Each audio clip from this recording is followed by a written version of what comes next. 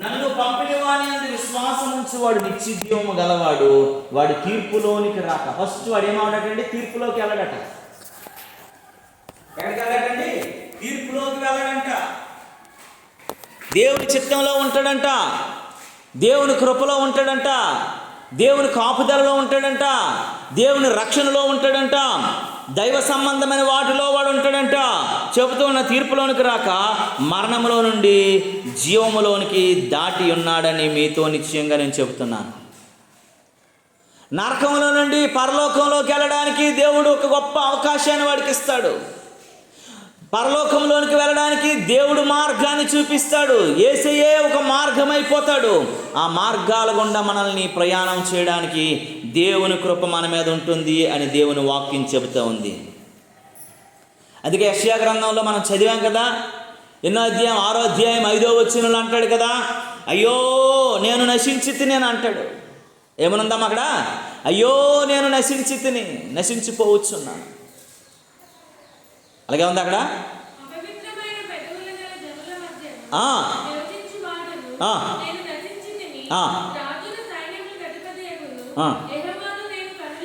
చాలండి నేను నశించిపోతున్నాను ప్రభువా, నేను నశించాను, అపవిత్రమైనటువంటి మనుషుల మధ్య నేను బ్రతుకుతున్నాను, పవిత్ర రాజ్యంలోనికి వెళ్ళడానికి నేను వారసుడు కాలేకపోతున్నాను, నేను నశించిపోతున్న పరిస్థితుల్లో ఉన్నాను అని అంటున్నాడు. పిల్లరా,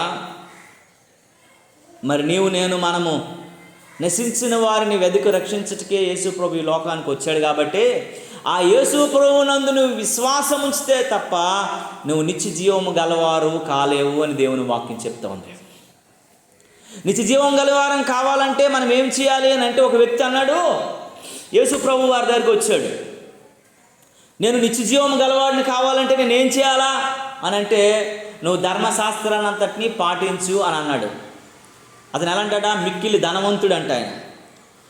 నేను ధర్మశాస్త్రాన్ని చిన్నప్పటి నుంచి పాటిస్తున్నాను, నేను ఎలా ఉన్నానంటే నేను అన్ని ఆజ్ఞలన్నీ పాటించాను, నేను నరహత్య చేయలేదు, పొరుగువాంది ఏమి ఆశించలేదు, ఏ తప్పు చేయలేదు, ఏ అన్యాయం చేయలేదు, నీతిగానే ఉన్నాను, దేవునికి ఇవ్వవలసింది ఇస్తున్నాను, దేవుని దగ్గర తీసుకోవాల్సింది తీసుకుంటున్నాను, అన్నీ నమ్మకంగా ఉన్నాను. కాబట్టి నువ్వేం చేయాలంటే నీకు కలిగినదంతా కూడా నువ్వు బీదలకు ఇచ్చి నన్ను వెంబడించి అన్నాడట.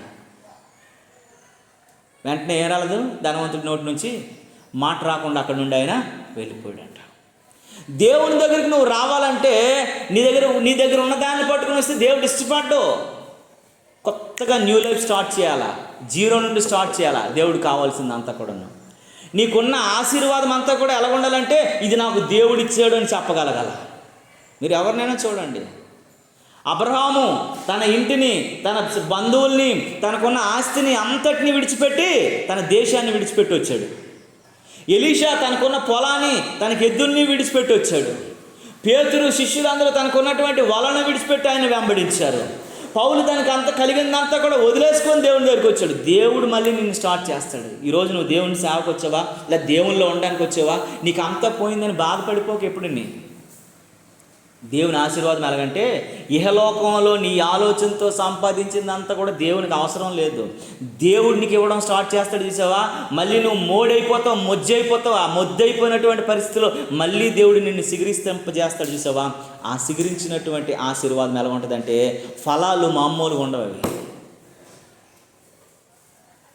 ఆ ఫలాలు జనాలు చూస్తున్నప్పుడు, ప్రజలు చూస్తున్నప్పుడు, ఇవేమి ఫలాలు, విచిత్రమైన ఫలాల్లాగా ఉన్నాయే, వీరు ఫలించే విధానం ఏంటి, వీళ్ళు అనుభవిస్తున్న స్థితి ఏంటి, వీరి జీవన విధానం ఏంటి, వీరి యొక్క ఆశీర్వాదం ఏంటి, వీరి అభిషేకం ఏంటి అని చూసిన ప్రజలు ఎలాగటండి ఒక రకమైనటువంటి విభ్రాంతిలోకి వెళ్ళిపోతారంట. మొన్నటి వరకు బాగానే ఉండేవారే కృష్ణారావు గారు, ఈ మధ్య ఎటుందండి ఆయన బోర్డు సంపాదించాడు, కానీ ఆ సంపాదన అంతా పోయిందని మనం అందరం అనుకున్నాం. కానీ ఈ మధ్య ఆయన ఆశీర్వదించబడినటువంటి ఆశీర్వాదం చూస్తే కొత్తగా ఉంది, ఏదో మలుపు తిరిగినట్టు ఉంది. ఏంటి చేస్తున్నాడో అర్థం కావట్లేదు. ఆశీర్వాదాలు వెంబటి ఆశీర్వాదాలు వస్తున్నాయి, దీవెనలు వెంబట దీవెనలు వస్తున్నాయి, మేలులు వెంబట మేలులు జరుగుతూనే ఉన్నాయి.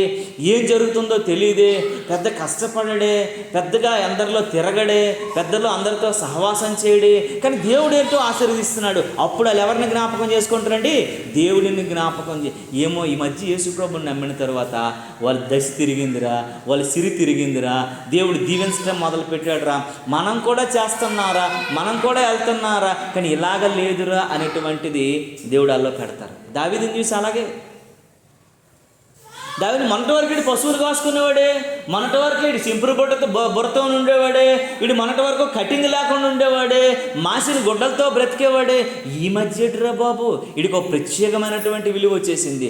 రాజవస్త్రాలు, రాజస్థితి, సింహాసనము, దాసీలు, దాసులు, పనివారులు అని అందరూ చూస్తున్న ప్రజలు ఏమైపోయారటండి? విభ్రాంతిలోకి వెళ్ళిపోయేవారట. కారణం ఏంటో తెలుసా? నువ్వు జీరో అయిపోయిన తర్వాతే దేవుడు నిన్ను దీవించడం మొదలు పెడతాడు.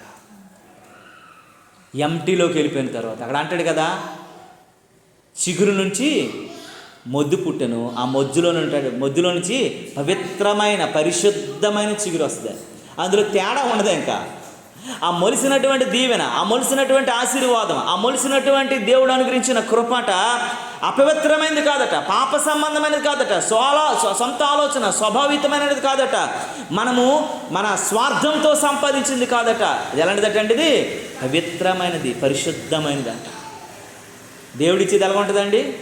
పాపంతో ఉంటుందా? శాపంతో ఉంటుందా? అపరాధంతో ఉంటుందా? అపనమ్మకంతో ఉంటుందా? భయోందోళన కలిగించినట్టు ఉంటుందా? పరిశుద్ధమైన దీవెనలతో దేవుడు నింపేస్తాడు. దేవుని నామానికి మహిమ కలుగునది.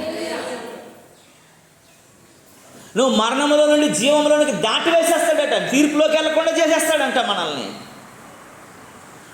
దేవుని కృప ఎలా ఉంటుందని అంటే, ఒక పెట్టకి రెండు కాదండి. ప్రకటన గ్రంథంలో ఒక చెట్టు ఉంటుంది. ఆ చెట్టు అంట అన్ని చెట్లు సంవత్సరానికి ఎన్నిసార్లు కాస్తాయి? ఒకసారి కాస్తుంది. పోనీ ఇంకా 2 సార్లు కాసే కాపులు ఉన్నాయి అనుకోండి.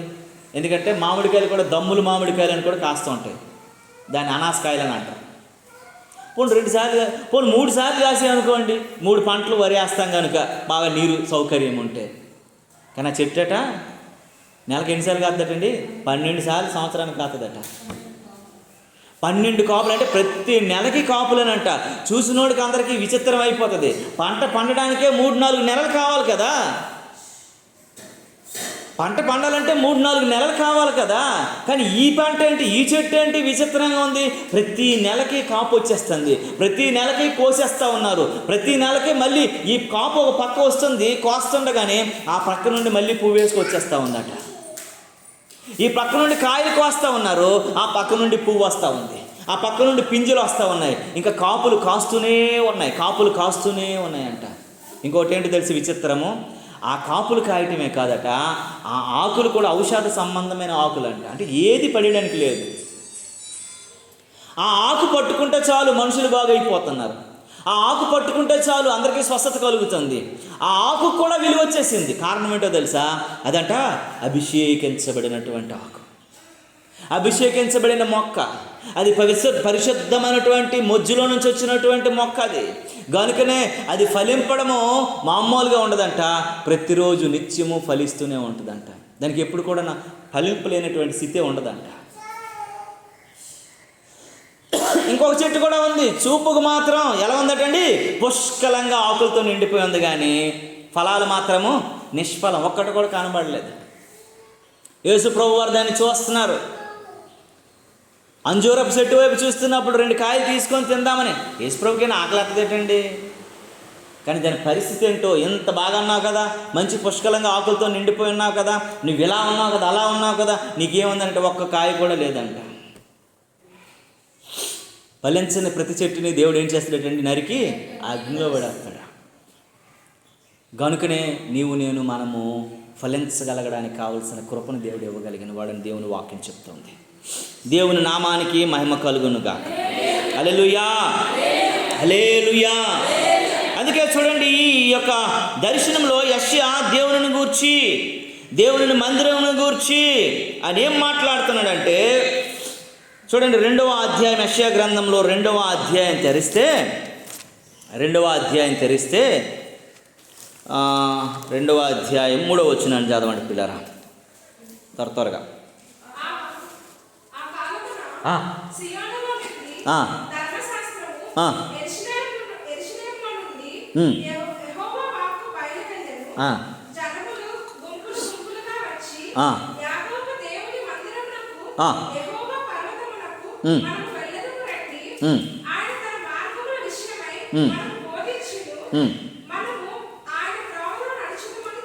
దేవునికి స్తోత్రము కలుగును. దేవుని మాటలు ఎలా ఉంటాయండి? ఆయన మార్గముల విషయమై, ఆయన త్రోవల విషయమై. నువ్వు దేవుని త్రోవలో నడవాలని, దేవుని మార్గంలో నిలిస్తేనే నీ ఫలింపు. నువ్వు దేవుని త్రోవ తప్పిపోయినట్లయితే తప్పిపోయిన కుమారులు లాంటి జీవితం అయిపోతుంది. దేవుని దగ్గరికంట ఒక కాకి వెళ్ళిందంట. కాకి వెళ్ళి, ప్రభువా ప్రభువా అంటే దేవుడా దేవుడు దాని భాషలో, దేవుడా దేవుడా నన్ను ఎందుకు దేవుడు ఎంత నల్లగా పుట్టించావు? అంశ చూడు ఎంత తెల్లగా ఉందో, ఒక మచ్చ అయినా ఒక డాగ్ అయినా ఏమైనా ఉందా అంశలో? అంశ అంత తెల్లగా అంత నీట్గా ఉంది కదా, నన్ను ఎందుకయ్యా నా ముక్కు నుంచి నా తోక వరకు కూడా నల్లగా సృష్టించావు? నాకు చూస్తూనే అసహ్యం వేస్తుంది అని చెప్పట అంశ అన్నారట. అయితే దేవుడు అన్నాడట, అమ్మ కాకి కాకి నన్ను అడిగితే పెట్టి అంశ దగ్గరికి వెళ్ళు, అంశ ఎంత ఆనందంగా ఉందో సంతోషంగా ఉందో అంశే చెప్తుంది అని అనిందట.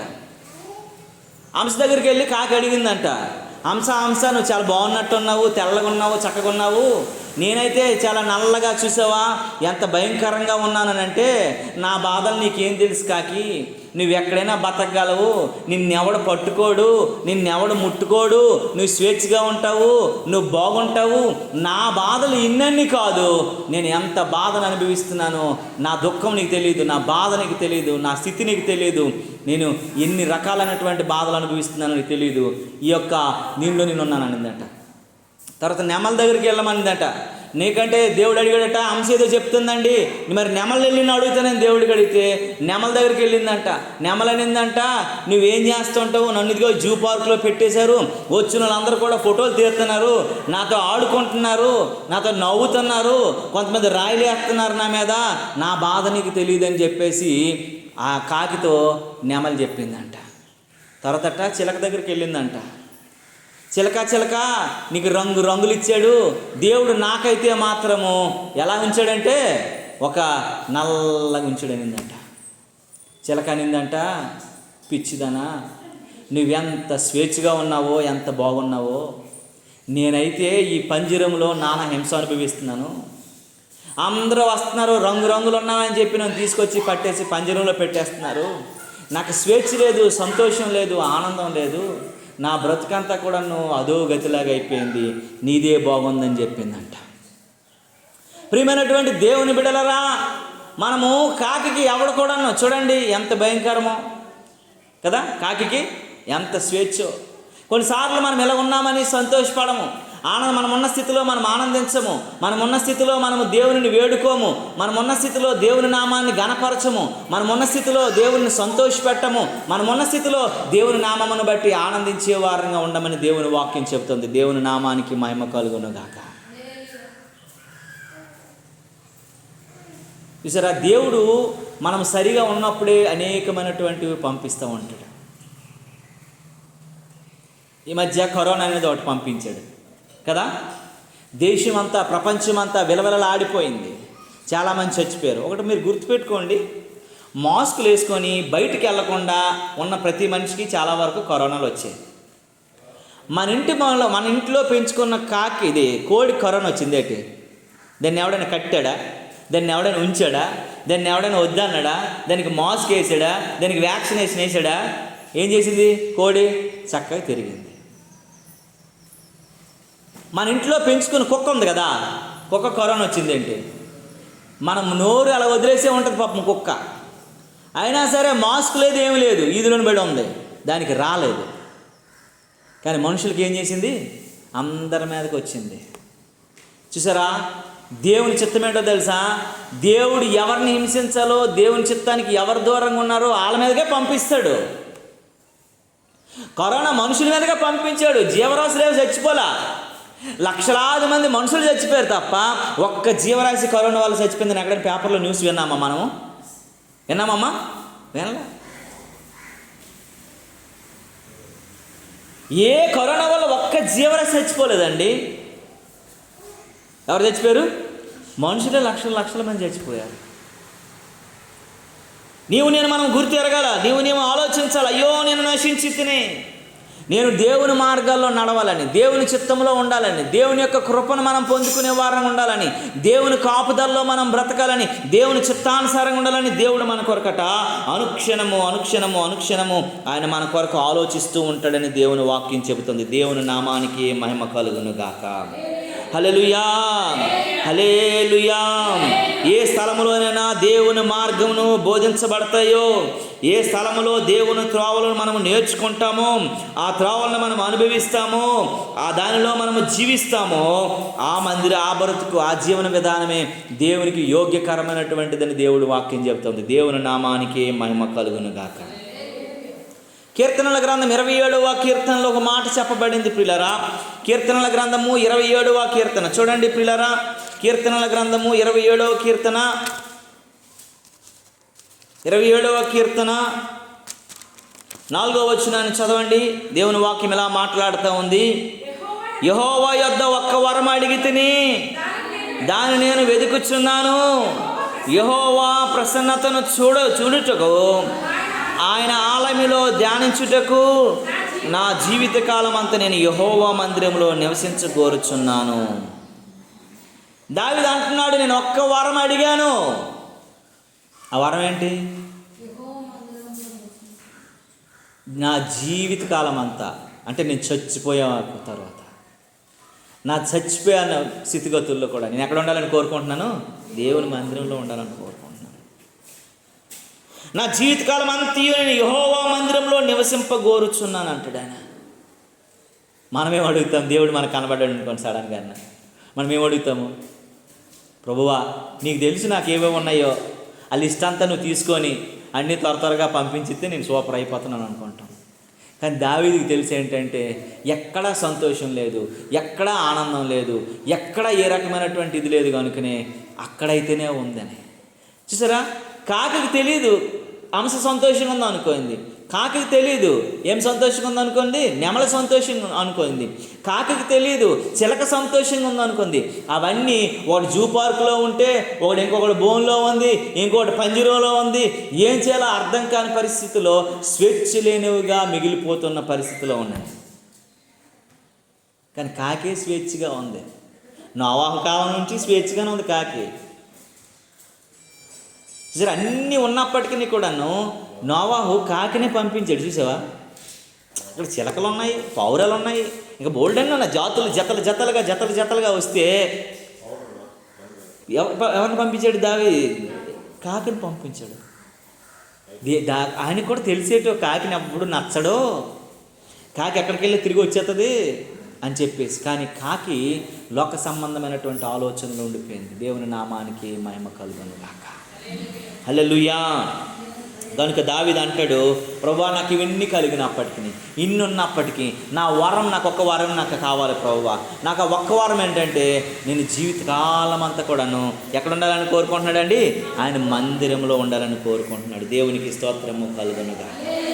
దేవుని మందిరములో దేవుని ప్రసన్నతను చూడవచ్చుటకును, దేవుడి ప్రసన్నతను అనుభవించుటకును, హృదయంలో దానిని పొందుకొనుటకును నాకు కావాలి అని దేవుని వాక్యం చెప్తుంది. దేవుని నామమునకు మహిమ కలుగును గాక. హల్లెలూయా, హల్లెలూయా, హల్లెలూయా. అందుకే మనం చాలా జాగ్రత్తగా, మన హృదయం విరగబడకపోతే ఇది మనం పొందుకోలేము. విరగగలిగిన మనస్సు కావాలంట. విరిగి నలిగిన హృదయం మనకు అవసరమని దేవుని వాక్యం చెబుతూ ఉంది.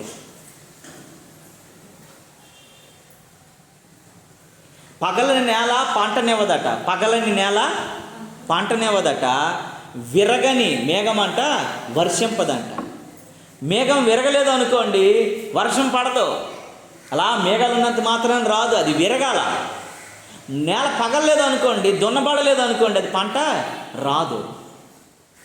విరగలేని నలగలేనటువంటి హృదయం కూడా ఫలింప అవ్వదట. విరగలేనటువంటి మరి ఉండలేనటువంటి హృదయం కూడా ఫలింపబడదని దేవుని వాక్యం చెప్తుంది. దేవుని నామానికి మహిమ కలుగునుగాక. పగలని క్రైస్తవుని హృదయము ఫలించదు ఎప్పుడండి. కొంతమంది మొండి హృదయాలు, కొంతమందివి ఎలాంటి హృదయాలు అండి? దేవుని మాట దూరని హృదయాలు, దేవుని విత్తనాలు ఫలించలేని హృదయాలు ఉంటాయి. వాటిని ఎప్పుడు కూడా ఫలభరితాన్ని చూడలేనటువంటి వాటిగా మిగిలిపోతాయి. దేవుని నామానికి మహిమ కలుగునుగా. యోబు భక్తుడి కోసం ఒక మాట మనం జ్ఞాపకం చేసుకోవాలి. ఈ సమయంలో 42 అధ్యాయం తెరిస్తే యోబు భక్తుడు ఒక మాట అంటాడు. నాకు ఈ మాట చాలా ఇష్టమైన మాట. 5-6 వచనాలు అంటాడు చూడండి. యోబు గ్రంథంలో త్వరగా యోబు గ్రంథము ఏం తీసా తల్లి అమ్మా? 42:5 చదువు.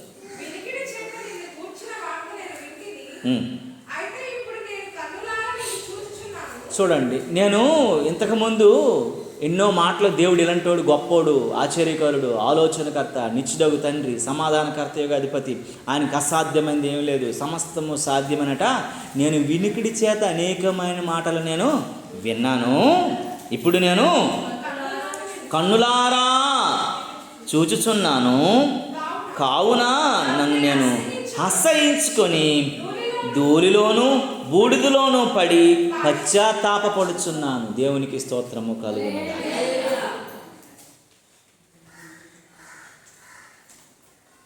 నేను ఒకప్పుడు కన్నులారా నేను విన్నానయ్యా చెవులతోని.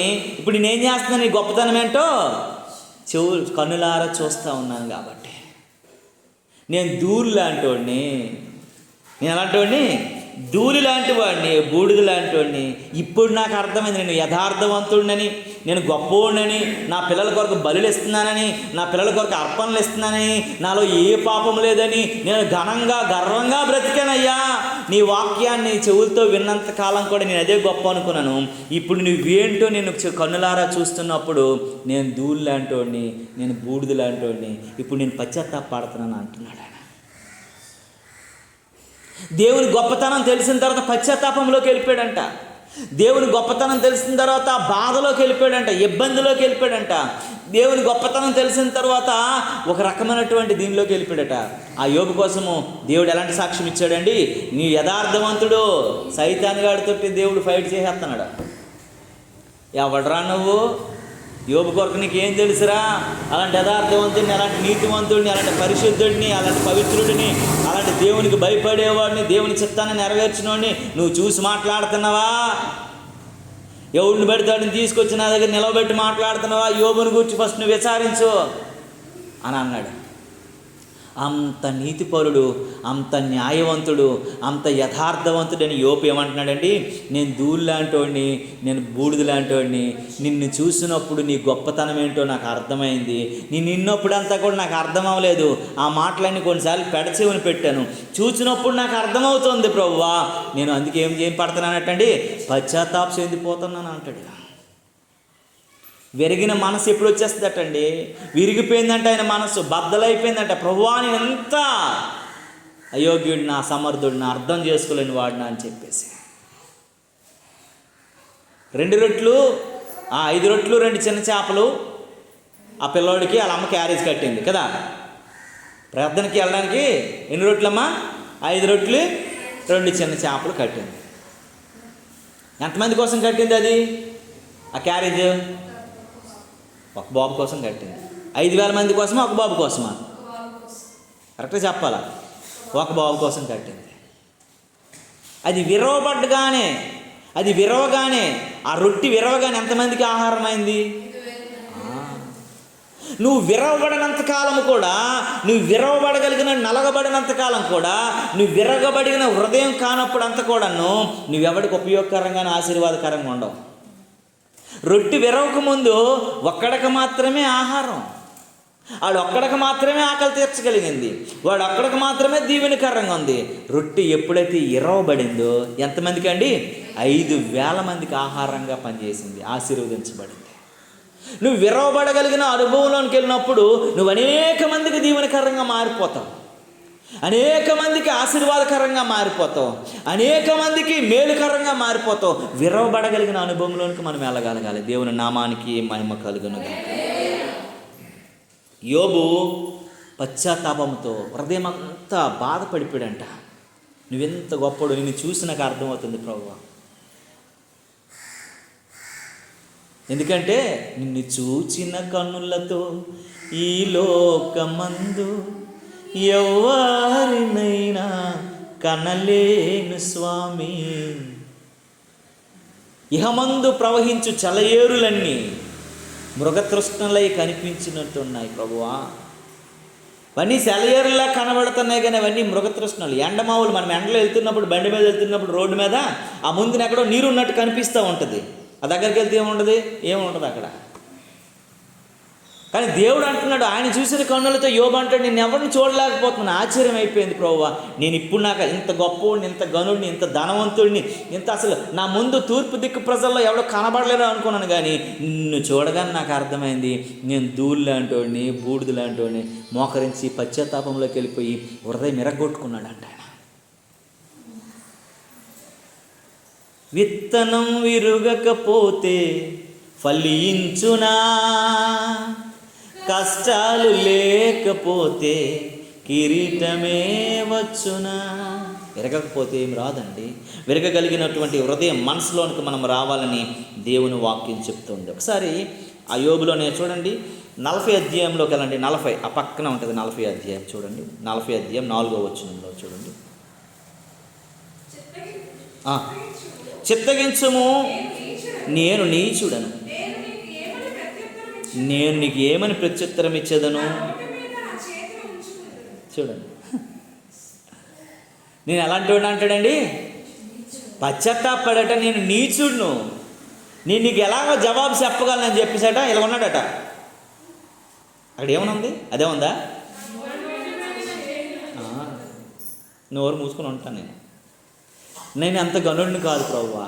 నా ఊహల్లో నేను గనుడిని అనుకున్నాను, నా ఊహల్లో నేను గొప్పవాడిని అనుకున్నాను, నేను అందరు చెబుతున్నప్పుడు నేను ఎలాంటి వాడిని అనుకున్నాను. నిన్ను కన్నులారు చూడగానే అర్థమైంది ప్రభువా, నీ గొప్పతనం చూసిన తర్వాత నేను ఎందుకు పనికిరానివాడని నాకు తెలిసిపోయింది. నా యోగ్యుడని నాకు అర్థమైపోయింది, నేను అల్పుడని అర్థమైపోయింది, నేను తక్కువని అర్థమైపోయింది ప్రభువా. అందుకే నేను ఇంకొకటి మాట్లాడలేని ప్రభువా, నీ ముందు నేను నోరెప్పను, నేను నోరు మూసుకొని ఉంటానని చెప్పేసి నోటి మీద చేవేసుకున్నాడట. దేవుడి యొక్క కృపట, దేవుని యొక్క ప్రత్యక్షతట, దేవుని యొక్క మాట అంట, దేవుని దర్శనం అంట యోబుని అంట నోరు మూసుకునేలా చేసేసింది. ఎంత భయంకరంగా వెళ్ళిపోయినటువంటి యోబుని డబల్ పోర్షన్ ఆఫ్ బ్లెస్సింగ్తో దేవుడిని ఏం చేశాడండి? దీవించి పడేశాడు. డబల్ ఇచ్చేశాడు దేవుడు. 1000 గొర్రెలు ఉంటే 2000 గొర్రెలు ఇచ్చాడు. 1000 ఆవులు ఉంటే 2000 ఆవులు ఇచ్చినాడు. 100 కోట్లు ఉంటే 200 కోట్లు డబ్బు ఇచ్చాడు. 1 ప్యాలెస్ ఉంటే 4 ప్యాలెస్లు ఇచ్చాడు. యోబు ఆస్తిని చూసి అంటే ప్రజలంట దేవుని మాటకు లోబడి యోబు నోరుమే చేసుకుంటే, యోబు యొక్క ఆశీర్వాదం చూసి ప్రజలు నోరుమే చేసుకున్నట్టు చేసేసాడు దేవుడు. దేవుని నామానికి మహిమ కలుగునుగా. విరగగలిగిన అనుభవంలోనికి మనం వెళ్ళాలి.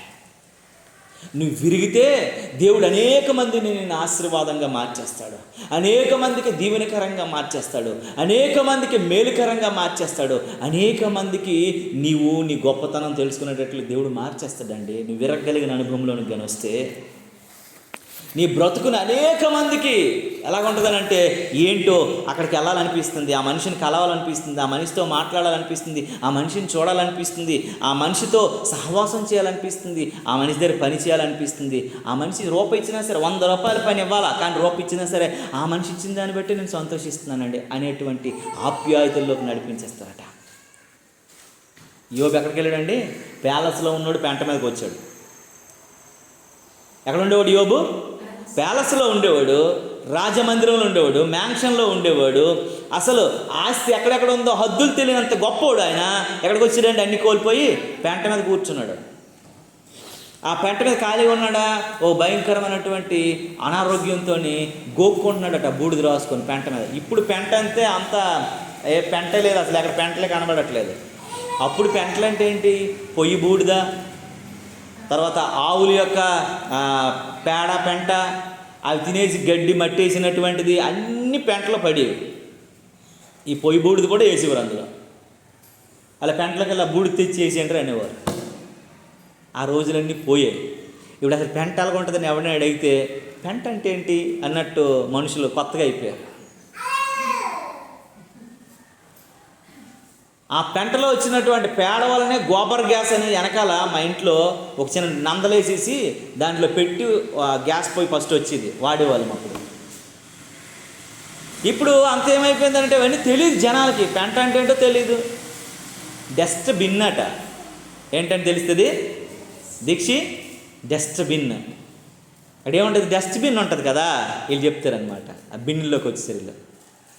కనుక ఈ పెంట మీద ఉన్నటువంటి ఆయన్ని దేవుడు ఎప్పుడైతే తన హృదయాన్ని ఇరిగిపోవడం చూశాడో, నలిగిపోవడం చూశాడో, దేవుడు ప్రత్యక్షత ఎప్పుడైతే ఇచ్చాడో, నేను ఎంతో గొప్పవాడిని అనుకున్నాను ప్రభువా, నేను నొట్టోడని నాకు ఎప్పుడు అర్థమైంది, దేవునికి లోబడిపోవడం ఉందో, అప్పుడు నోరు మీద సియ్యేసుకొని ఎప్పుడైతే సిగ్గుతో దేవుని ముందు తలదించుకొని ఉన్నాడో, దేవుడు అప్పుడు దీవించడం మొదలుపెట్టాడు. దేవుని నామానికి మహిమ కలుగును. అందుకే దేవుని కృపను ఎప్పుడు కూడా మనము చేసుకోకూడదు. కొన్నిసార్లు మనం ఏమనుకోండి, అదే యోబు మనలాగా మాట్లాడలేదు. యోబు అంటే నా భక్తి ఏంటి, నా ప్రార్థన ఏంటి, నా జీవనం ఏంటి. కొంతమంది అయితే నేను గొప్పవాడని చెప్తారు. ఎక్కడ మనకి అందులోది లోకస్వార్త 18వ అధ్యాయంలో ఒకడు ఉంటాడు కదా, ఎవడాడు, పరిసయ్యుడు. చదవండి ఒకసారి, గుర్తొచ్చాడు కదా పరిసయ్యుడిని, ఒకసారి కూడా జ్ఞాపకం చేసుకుందాము.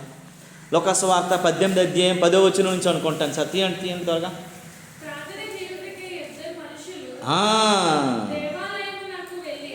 ప్రార్థన చేయుటకే ఇద్దరు మనుషులు దేవాలయమునకు వెళ్ళిరి.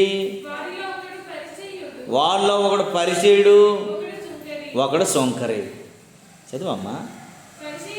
పరిసయ్యుడు నిలవబడి, దేవా నేను చోరులను, అన్యాయస్తుడును, వ్యభిచారునైనను, ఇతర మనుషుల వలలే ఈ సొంకర వలనైనను ఉండనందుకు నీకు కృతజ్ఞతాస్తుతులు చెల్లించుచున్నాను. ఆడి ప్రార్థన ఎలాగొంది చూడండి. ఆడి ప్రార్థన ఎలాగొంది. వీడి బాధ ఏదో వీడి దేవుడి దగ్గరికి వచ్చి చెప్పుకోవాలి కదా, ప్రభువా నా కష్టం ఇది, నా బాధ ఇది, నా ఇరికి ఇది, నా ఇబ్బంది ఇది. అలాగే చెప్పట్లేదు. ఏమని చెప్తున్నాడు, నేను దొంగోళ్ళలాగా లేను, నేను అన్యాయస్తుడిలాగా లేను, నేను వ్యభిచారులాగా లేను, నేను ఇతర మనుషులు ఉన్నారు చూసావా వాళ్ళలాగా కూడా లేను, ఇది నా పక్కన ఉన్నాడు చూసావా ఈడి శంకరగాడు ఉన్నాడు కదా ఈడిలా కూడా లేను. ఈ ఊరికి శంకరపేట అని పేరు వచ్చింది, బైబిల్లోని పేరు. ఈ శంకర్లా కూడా నేను కాదు. కొంప తీసి అక్కడ ఉన్న శంకర్ ఇక్కడికి వచ్చి ఎవడో నివాసం వేసుకోండేటో మరి.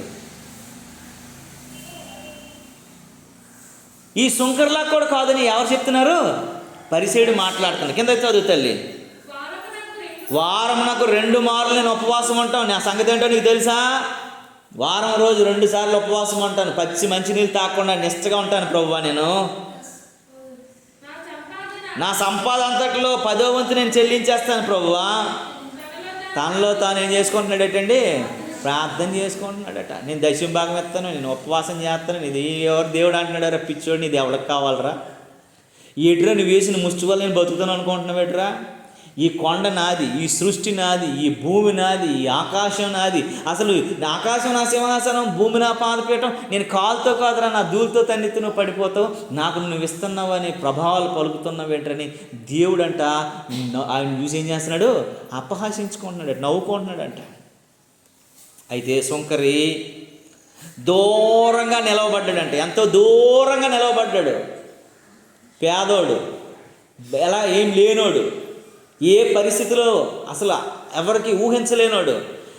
అతన్ని చూస్తేనే పోరా పక్క జరగరా అనే స్థితిలో ఉన్నాడు. శంకరంట దూరంగా నిలవబడి ఆకాశము వైపు, దేవుని వైపు చూసి కన్నులెత్తి, ధైర్యం సరిపోలేదట దేవుడి వైపు చూడడానికి. చూసారా, ధైర్యం సరిపోలేదు. ప్రభువా నువ్వు అంత గొప్పోడువయ్యా, నేను ఎంత దీనుడిని, నీ వైపు నేను చూడగలనా, నేను సరిపోతానా అని చెప్పి కన్నులెత్తి ధైర్యం చాలక రొమ్ములు కొట్టుకొని బాదుకొని అంట, పాపినైన నన్ను కరుణించు అని పలికాడంట.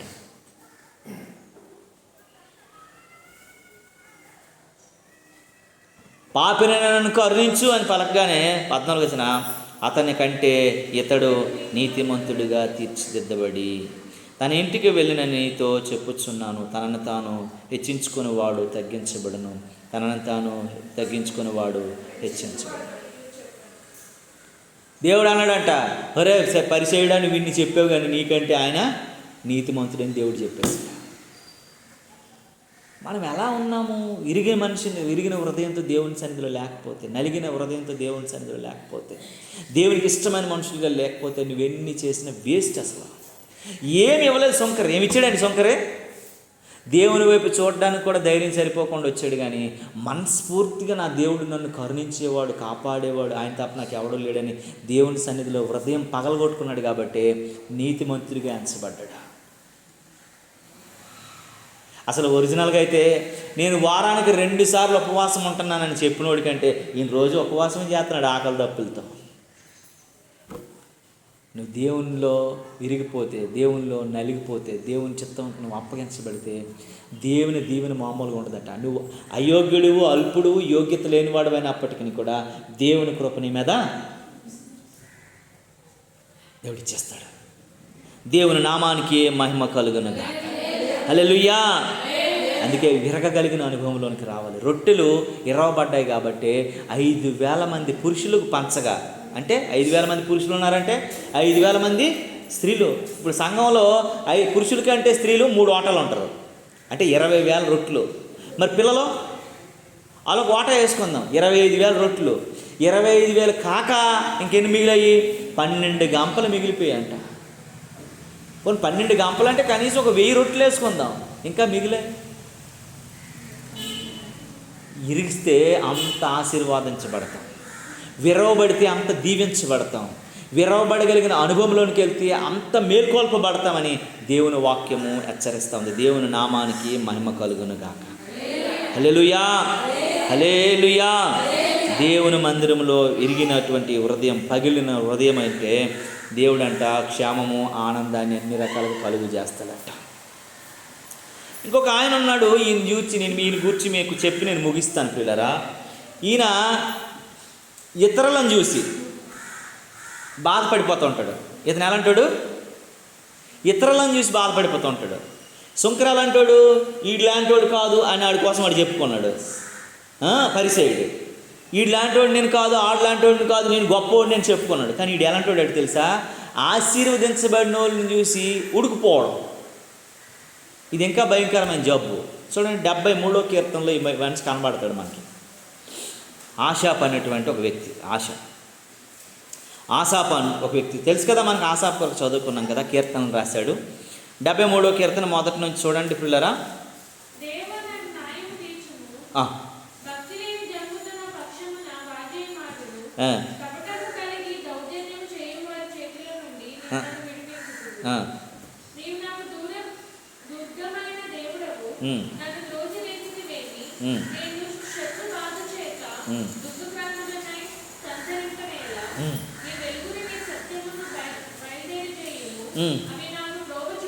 చాలండి. ఇక్కడ ఈ మాటలన్నీ మనం చదువుకుంటూ వెళ్తే ఆయన చెప్తున్న మాట, ఆసాపు హృదయంలో ఆయన చాలా ఆయాసంతో నిండిపోయాడంట. హృదయం ఏముంది? ఇంకా ఆయాసం, బాధ, దుఃఖం. ఏంటట? నేను ఎంత భక్తి చేస్తున్నాను కదా, నేను ఎంత నీతిగా ఉన్నాను కదా, ఇంత నీకు మందిరంలోనే ఉన్నాను కదా, వాళ్ళు ఆడు బాగున్నాడు, వీళ్ళు బాగున్నాడు, వీళ్ళు ఆడు బాగున్నాడు, వాడు ఎక్కడికి వెళ్ళడు, ఏమి చేయడు, వాళ్ళు అందరూ బాగున్నారు, నాకేంటి ప్రభువా ఈ బాధలు? ఆడిని నాశనం చేసి, ఈడిని నాశనం చేసి, ఆడు ఇలా ఉండకూడదు, ఈడు ఇలా ఉండకూడదు అని చెప్పేసట వీడు ప్రార్థన చేస్తున్నాడు ఆశాప్ రాజు. ఎక్కడుండి? దేవుని మందిరంలో. చూడండి 3వ వచనం నుండి 5వ వచనం వరకు మనం చదివితే చెబుతాను మాట. భక్తిహీనుల క్షేమము నాకు అంటబడినప్పుడు, భక్తిహీనుల క్షేమము నాకు అంటబడినప్పుడట, అంటే భక్తి లేని వాళ్ళు అట చూసినప్పుడట ఎలాగనిపిస్తుందట చూడండి. గర్వించు వారిని బట్టి నేను మత్సరపడి తిని, మరణమందు వారికి యాతనలు లేవు, వారు పుష్టిగా ఉన్నారు. 4వ వచనం అదేనా? ఏమన్నారమ్మా? వారు పుష్టిగా ఉన్నారు. ఇతరులకు కలుగు ఇబ్బందులు వారికి కలుగవు, ఇతరులకు పుట్టినట్లు వారికి తెగుళ్ళు పుట్టవు. వీడి గోల్ ఇది, వీడికి ఏదో వచ్చేయాలి, ఇతరులందరూ చెడిపోవాలని, నాశనం అయిపోవాలని. దేవుడు చాలా బాధ పెడిపోయాడు. ఆసాపు నేను దేవుడు దీవించిన, నువ్వు ఇంక ఎరగలేదురా బాబు, నువ్వు విరగనంతకాలం ఆడుని చూసి వీడిని చూసి ఏడుస్తావు. నువ్వు విరిగితే నువ్వు ఎత్తబడడం మొదలు పెడతావు, నువ్వు విరిగినప్పుడే నువ్వు ఫలించడం మొదలు పెడతావు, నువ్వు విరిగినప్పుడే నువ్వు అభివృద్ధి చెందడం మొదలు పెడతావు, నువ్వు విరిగినప్పుడే నువ్వు దీవించబడడం మొదలు పెడతావని దేవుడు మాట్లాడుకొస్తూ ఉన్నాడు. దేవునికి స్తోత్రము కలుగును గాక. 12వ వచనంకి వస్తే అంటాడు చూడండి ఒకసారి. 12వ వచనము, ఇదిగో ఇట్టివారు భక్తిహీనులు మీరు ఎల్లప్పుడూ నిశ్చింత గలవారై ధనవృద్ధి చేసుకుందురు అని అంటాడు. 13వ వచనంకి వచ్చేసరికి, నా హృదయమును నేను శుద్ధి చేసుకుని ఉండుట వ్యర్థమే, నా చేతులు కడుక్కొని ఉండుట నిర్మలముడై ఉండుట వ్యర్థమే. నేను ఇంత భక్తి చేస్తున్నాను, ఇంత హృదయం శుద్ధి కలిగి ఉన్నాను, చేతులు పాపం అంటుకుంటున్నాను, ఇంత భక్తిలో ఉంటే ఇవన్నీ ఏమైపోతున్నాయి? వ్యర్థమైపోతున్నాయి. పనికిన వాళ్ళందరూ బాగున్నారు, ఏం చేస్తున్నాడు? గుండెలు బాదుకుని దేవుని మీద పడి ఏడుస్తున్నాడు. దేవుడు ఇంకా ఆయన హృదయం ఎరవలేదని బాధపడుతున్నాడు, దేవుని చిత్తాన్ని తెలుసుకోలేదని బాధపడుతూ ఉన్నాడు, దేవుని మాటలకు ఇంకా విలువ కలిగి జీవించట్లేదని బాధపడుతున్నాడు. చూడండి అక్కడికి వచ్చేసరికి 17వ వచనంకి వచ్చేసరికి ఏమని అంటాడు, అక్కడ అర్థమైందనమాట ఆయనకి. చూడండి 17వ వచనం చూడండి, చదవండి. నేను దేవుని పరిశుద్ధ స్థలములోనికి పోయి వారి అంతమును గూర్చి ధ్యానించే వరకు ఆ సంగతి నాకు ఆయాసకరముగా ఉంటాడు. ఏం మాట్లాడుతున్నాడండి మనిషి? అరే దేవుని బలం తెలుసు, దేవుని శక్తి తెలుసు, దేవుని ఆశీర్వాదం తెలుసు, దేవుని మందిరంలో చూసి ఆయన అంటాడట, నేను దేవుని మందిర పరిశుద్ధ స్థలంలోనికి పోయి వారి అంతం, వారు నాశనం అయిపోవాలా, వారు నశించిపోవాలా, వారు చెడిపోవాలా, వారు పడిపోవాలా, అవన్నీ చూసినంత వరకు నేను నిద్రపోనన్నట్లుగట ఆయాస పడిపోతున్నాడట. ఊరికన్నా ఆయాస పడిపోతున్నాడట. 25వ వచనంకి వచ్చేసరికి దేవుడు అక్కడ మాట్లాడాడు ఆయనతో. కళ్ళు ముందన్నీ తెరవబడినప్పుడు మాట్లాడినప్పుడు ఆశ అంటున్నాడు చూడండి. ఆశాపు ఏమని మాట్లాడుతాడు, ఆకాశమందు నీవు తప్ప నాకెవరున్నారు, నీవు నాకుండగా ఈ లోకంలో ఏదియో నాకు, అది అక్కడ బుద్ధి వచ్చింది. ఆకాశమందు నీవు తప్ప నాకెవరున్నారు నా ప్రభు, ఆకాశమందు నీవు తప్ప నాకెవరున్నారు నా ప్రభు. స్తుతి పాత్రుడా, స్తోత్రారుడా, స్తుతులందుకో ఆజార్హుడా. అక్కడికి వచ్చేసరికి దేవుని యొక్క కృప అంత అర్థమైన తర్వాత మాట్లాడతాడు. 17వ వచనంలో అంటాడు, వాళ్ళందరూ నాశనం అయిపోవాలి నేను చూస్తాను, వాళ్ళందరూ నశించిపోవాలి నేను చూస్తాను, వాళ్ళు పని పడతాను, దేవుని మందిరంలోకి వెళ్ళి దేవునికి ప్రార్థన చేస్తాను అనేవాడు. తరువాత వచనాల్లో దేవుడు మాట్లాడితే, అది కాదురా బాబు, నీ కొరకు నువ్వు వేడురా, నీ కొరకు ఆలోచించురా బాబు అని అంటే 25వ వచనంలో దేవుడు ఆయన మాట్లాడతాడు. ఏమని మాట్లాడుతున్నాడంటే, ఆకాశం అది ప్రభువా, నీవు తప్ప నాకు ఎవ్వడొద్దు, నీవు నాకుండగా లోకంలో అసలు నాకు ఏది అక్కర్లేదు ప్రభువా, నాకొద్దు, అట్ల మీద అసహ్యం కలిగేసింది అన్న స్థితికి ఆశకు వచ్చేసేది. నువ్వు విరగలిగినటువంటి స్థితిలోకి వస్తే ఏదైతే లేదని బాధపడతామో, ఏదైతే రాదని బాధపడతామో, ఏదైతే పొందుకోలేదని బాధపడతామో, ఏదైతే అనుభవించలేదని బాధపడతామో, ఏదైతే మనకి అక్కడికి రావట్లేదని బాధపడతామో, దేనిని బట్టి మనం గొప్పలం కాలేకపోతున్నామని బాధపడతామో, నీ హృదయం అయితే ఎప్పుడైతే ఎరగబడుతుందో అప్పుడు అది నాకు అవసరం లేదని స్థితికి వెళ్ళిపోతాం మనం. దేవునికి స్తోత్రం కలుగును. ఆశ రాజు ఆశాపు అంటాడు, వాళ్ళందరి పని నేను పడతాను. ఏమని మాట్లాడుతున్నా 17వ వచనంలో ఆయన మాటలు వింటే మనకు గుండె జబ్బు వచ్చేస్తుంది. కానీ 25కి వచ్చేసరికి ఆయన మాటలు వింటే ఇలా మారిపోయాడు అనేటువంటి. ఇక్కడ అంటాడు చూడండి, నేను దేవుని పరిశుద్ధ స్థలంలోనికి పోయి వారి అంతమును గూర్చి ధ్యానించే వరకు ఆ సంగతి నాకు అంటే ఆయాసకరం అయిపోయిందంట. వాళ్ళని గూర్చి దేవుని దగ్గర చెప్పినంత వరకు, ఆ వినాశనం వాళ్ళకి జరిగినంత వరకు నేను నిద్రపోను, వాళ్ళ గుండెల్లో నిద్రపోతాను అన్నటువంటి ఆశాపు 25కి వచ్చేసరికి, ప్రభువా నాకు ఈ లోకంలో ఏది వద్దు ప్రభువా, నాకు ఎక్కర్లేదు ప్రభువా, నీ ఉంటే నాకు చాలు. ఎరగగలిగినటువంటి అనుభవంలోనికి వస్తే ఇవన్నీ అవసరం ఉండవు. ఆ ఇరగలిగే మనసు మనం పొందుకునే వారంగా ఉండాలి. ఆ ఇరగలిగే కృపను మనం పొందుకునే వారంగా ఉండాలి. ఆ ఇరగలిగినటువంటి స్థితిని మనం పొందుకునే వారంగా ఉండాలి. యెషయా అందుకే మరణములో నుండి జీవంలోనికి నడిపించగలిగిన అనుభవంలోనికి వచ్చాడండి. జీవంలో నుంచి, పుట్టుక నుంచి చావు వరకు కాదట, ఇరగబడినటువంటి మరణపు అనుభవంలో నుంచి ఫలించగలిగినటువంటి ఆ జీవపు అనుభవంలోనికి వచ్చాడు. దేవుని నామానికి మహిమ కలుగును. మనం ఇరగగలిగినటువంటి అనుభవంలోకి వెళ్తే అప్పుడు ఫలాలు ఫలించడానికి దేవుడు మార్గాలు తెరుస్తూ ఉంటాడు. దేవుని పూర్తిగా మనం ఏమైపోవాలంటండి, సమర్పించబడాలి. పూర్తిగా ఏమైపోవాలండి. చూసారా, ఒక భార్య భర్తలు ఇద్దరు ఉన్నారు. వాళ్ళు ఫస్ట్ పెళ్ళికి తెలుసుకున్నంత వరకును ఆమె ఇల్లు ఈమెకు తెలియదు, ఈమె ఇల్లు ఆయనకు తెలియదు. ఆ భార్య బిడ్డలు వారి కుటుంబముల గురించి కానీ, ఆమె వ్యక్తిగత జీవితం గురించి కానీ, ఆమె అభిప్రాయాలు కానీ ఏమేమి తెలుస్తాయండి. ఆమె ఎక్కడో బతుకుతుంది, ఈయన ఎక్కడో బతుకుతాడు. వాళ్ళ ఆలోచనలు వేరు, మనస్తత్వాలు వేరు, ఊహలు వేరు, మరి ప్రతిదీ వారి పనులు వేరు, వారి ఆహార విధానం వేరు, వారి మాట తీరు వేరు, అన్నీ వేరువేరుగా ఉంటాయి.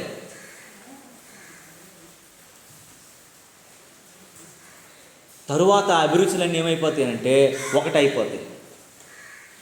మా ఇంట్లో ఇదే బాగుంటుందండి, మా ఆవిడ ఇది వండితే బాగుంటుందండి ఆయన సాక్ష్యం చెప్తాడు, మా ఆయన ఇది తెస్తే మంచిగా తెస్తాడని ఈవిడ సాక్ష్యం చెప్తుంది. ఎందుకంటే వాళ్ళిద్దరు ఏమైపోతారండి, ఏక శరీరులు అయిపోతారంట. పూర్వము బైబిల్ గ్రంథంలో నాకు మొన్న ఒక ఆయన వాక్యం చెప్పమంటే ఈ వాక్యం చెప్తానంటే ఆయన భయపడిపోయాడు. ఏంటంటే మనం చాలాసార్లు ఎన్నాలంటే పెళ్లి చేసేసిన తర్వాత ఒక వన్ ఇయర్ అంటే ఒక సంవత్సరం పాటు ఆ భార్యని భర్తని స్వేచ్ఛగా వదిలేసేవారంట. ఇప్పుడేం చేస్తున్నారు, పెళ్ళైన 3 రోజులు కూడా ఎవడి పైన కాడు వెళ్ళిపోతున్నాడు. అందుకే ప్రేమలు, ఆప్యాయతలు, అనురాగాలు ఏం లేవు భార్య భర్తల మధ్య. ఎలా బతుకుతున్నారంటే వాట్సాప్ జీవితం అయిపోయింది. హలో, తిన్నావా, ఉన్నావా. ఒకప్పుడు ఎలా ఉండేది, భార్య కొంచెం తినేసి, భర్త కొంచెం తినేసి భార్యకి ఆ ప్లేట్లో కొంచెం వదిలితే ఆ భార్య ఆ ప్లేట్లో మరికొంచెం అన్నం వేసుకొని తినేటువంటి స్థితి ఉండేది. ఇప్పుడేం చేస్తుంది, నేను తినేసాను, నీ ప్లేట్ ఎదుగో డైనింగ్ టేబుల్ మీద ఉంది, వచ్చి తినాలంటే తిను, లేదంటే నువ్వే ఫ్రిడ్జ్లో పెట్టి పడుకురా అబ్బాయి అని చెప్తుంది ఇక్కడ. అంతే. నేను మా ఇంట్లో తిని చాలా రోజులు అయిపోతూ ఉంటుంది. ఎందుకంటే రోజు ఊరి మీద పడే తింటాను అన్నాను. ఏ ఊరు వెళ్తే అలా అక్కడ వండుతున్నారు రకరకాలైనటువంటి, కానీ చాలా తక్కువ తింటున్నాను. ఎందుకంటే పిల్లరా, మనం ప్రేమ ఆప్యాయతలు మనం కోల్పోయిన వారంగా ఉంటే, ప్రేమ ఆప్యాయతలు మనం సన్నగిల్లిపోయిన వారంగా ఉంటే దేవుని చిత్తాన్ని తెలుసుకోలేమంట. ఆ భార్య వచ్చినంత వరకు కూడా, భర్త వచ్చినంత వరకు కూడా భార్య చెంబుతో నీళ్ళు పట్టుకుని ఉండేది. ఆయన చెంబుతో నీళ్ళు ఇచ్చిన తర్వాత ఆయన తీసుకోలేక కాదు, కడుక్కొని వచ్చి అప్పుడు అన్నం పెట్టిన తర్వాత అంతవరకు ఆమె అన్నీ వడ్డించి అతను తినేసిన తర్వాత కొంచెం అన్నం వదిలేస్తే అన్నంలో ఆమె వేసుకొని తినే రోజులు పోయి ఇప్పుడు ఎలాగైపోయిందంటే ఈ జొమాటోలు టమాటాలు వచ్చిన తర్వాత నువ్వు బుక్ చేసుకోరా బాబు అనే స్థితికి వచ్చేసాను. ఈమెయిల్ పోయి షాపింగ్ మాల్లో ఉంటుంది. వైజాగ్లో అయితే మీరు నమ్మరండి, చాలామంది భార్యలు వంటలు చేయడం మానేశారు. అక్కడ చాలామందికి నేను ఫోన్ చేసి చెప్తే జొమాటో బుక్ చేశాను బ్రదరు, వచ్చేస్తుంది 10 నిమిషాలు, సిస్టర్ గారు షాపింగ్ మాల్కి వెళ్ళారని చెప్తాను. ఓర్ని దోంపదేగా అనుకున్నాను. ఎందుకంటే ఈ షాపింగ్ మాల్లోకి వెళ్ళిన తర్వాత తెమలరు కదా. తర్వాత ఎలా ఉంటుందనంటే అందులోకి వెళ్ళిన తర్వాత వీళ్ళు పరలోకంలోకి వెళ్ళి మళ్ళీ ఎప్పుడు వస్తామన్నట్టు ఉంటుంది. ఒకదానికి సెట్ అవ్వరాలు, అన్నీ చూసి ఫస్ట్ తీసిందే కొనుక్కుంటారు. పాప మా సంగతి వాళ్ళకి తెలుసు, కానీ మొత్తం తిరగేయించేసి మడతలేంచేసి ఇప్పేసి నలిపేసి ఆ నాన్న హింసల అమ్మినోడికి పెట్టేసిన తర్వాత ఆ మొదట తీసింది అదే బాగుంది అనుకుని పట్టుకుని వచ్చేస్తారు ఇలా. కారణం ఏంటంటే సాటిస్ఫాక్షన్ లేని జీవితం. కనుక ప్రియులరా, ఆసాపు జీవితంలో కూడా ఆలిదైపోవాలా, ఈలిదైపోవాలా, ఇలా ఉండాలా, ఇలా ఉండాలి అనుకునేవాడు చివరికి అంటాడు, ఆకాశమందు నీవు తప్ప నాకు ఎవరున్నారు ప్రభువా, ఈ లోకంలో ఉంది నాకు ఏది కూడా అక్కర్లేదు, నీవు మాత్రమే కావాలని కోరుకునే స్థితికి వచ్చాడు. ఎప్పుడంటే హృదయం ఇరిగినప్పుడు. ఒక మాట చెప్పి నేను ముగిస్తాను. చూడండి పిల్లరా, సమూయేలు మొదటి గ్రంథము చూడండి. సమూయేలు మొదటి గ్రంథము తెరవండి. సమూయేలు మొదటి గ్రంథము 2వ అధ్యాయం తెరవమ్మా. 30వ వచనం చదువు. ఆ,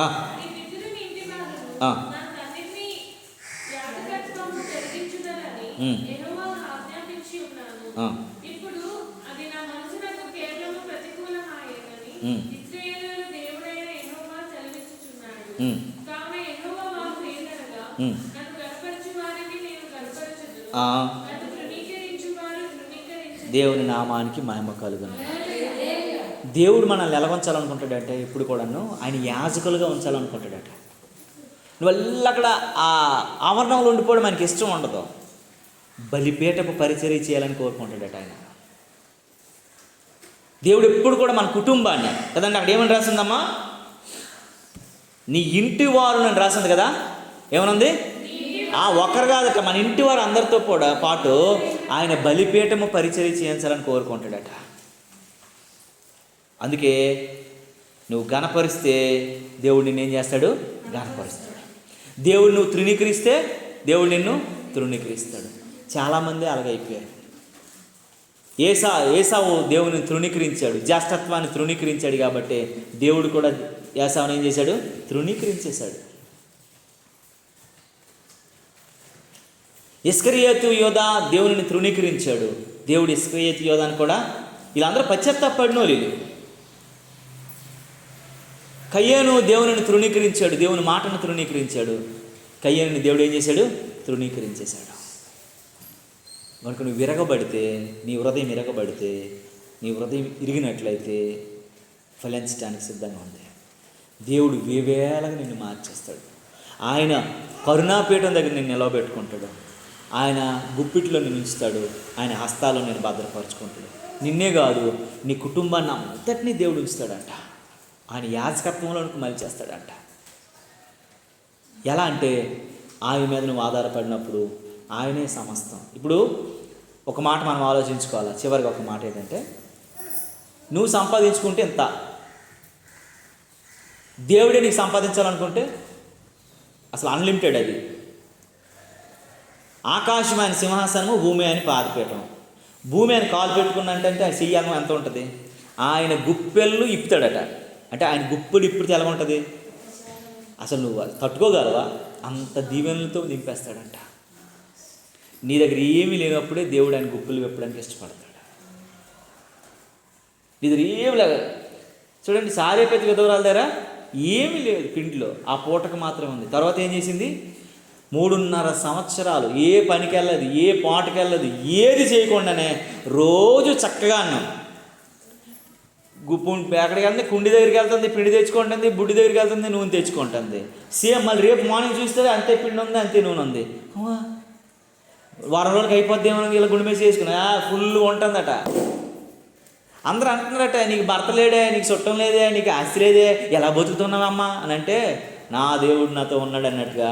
ఇదిగో చూడు, ఏం లేదు, నా భర్త లేకపోయినా పర్లేదు, నాకు బంధువులు లేకపోయినా పర్లేదు, నాకు ఆస్తి లేకపోయినా పర్లేదు, నా కుండలో పిండి చూసి వెలగొందో నిండగా ఉంది, నా బుడిలో నూనె చూసి వెలగొందో నిండుగా ఉంది. ఏమైనా కొరత ఉందా? దేవుడు నన్ను కొరతలో ఉంచడు. 1 రోజు కాదు, 2 రోజులు కాదటండి. ఎన్ని సంవత్సరాలు అండి? 3.5 సంవత్సరాలు. తన చేతికి తన ఆస్తిని రాజు చేత అప్పగించినంత వరకు తనకి కొరత లేకుండా చేసి పడేసాడు దేవుడు. ఎందుకంటే కష్టంలో కూడా అక్కడే పడి ఉంది కాబట్టి, ఇరుకులో కూడా, ఇబ్బందుల్లో కూడా అక్కడే దేవుని సముఖంలో ఉంది కాబట్టి. అలాగ లేని నయోమి ఏమంటుంది, దేవుడు నాకు అన్యాయం చేశాడు, నా ఇల్లు దెబ్బైపోయింది, నా పిల్లలు చచ్చిపోయారు, నా భర్త పోయాడు, నా కోడలు వెళ్ళిపోయింది అని చెప్తుంది. ఎందుకట, దేవుని దగ్గర లేకపోతే అలాగైపోతుంది. దేవుని దగ్గర ఈమె ఉంది కాబట్టి, ఇద్దరికీ కరువు వచ్చింది కదా. ఈ కరువులు ఇద్దరు అక్కడే ఉన్నవాళ్ళే కదా. ఈమె ఉంది, ఈమె లేదు. ఈమెకి 2 కుమారులు ఉన్నారు, భర్త ఉన్నాడు, అన్నీ ఉన్నదే పారిపోయింది. ఎవ్వరూ లేనటువంటి ఓ పిల్లోడితో, చిన్న పిల్లోడితో ఉన్నదా మాత్రం దేవుని మీద ఆధారపడి ఉంది కాబట్టి 3.5 సంవత్సరాలు దీవించబడింది, పెంచబడింది, పోషించబడింది. నువ్వు దేవునితో ఉంటే నేను దేవుడు ఎప్పుడు విడిచిపెట్టలేట. నీకు ఎప్పుడు లోటు రాదు. ఇంకా నీకు ఎప్పుడు కూడా నీ పిండిలో పిండి అయిపోదు, నీ కుండిలో, నీ బుడిలో నూనె అయిపోతుంది. విస్తారంగా దేవుడు ఇస్తాడు.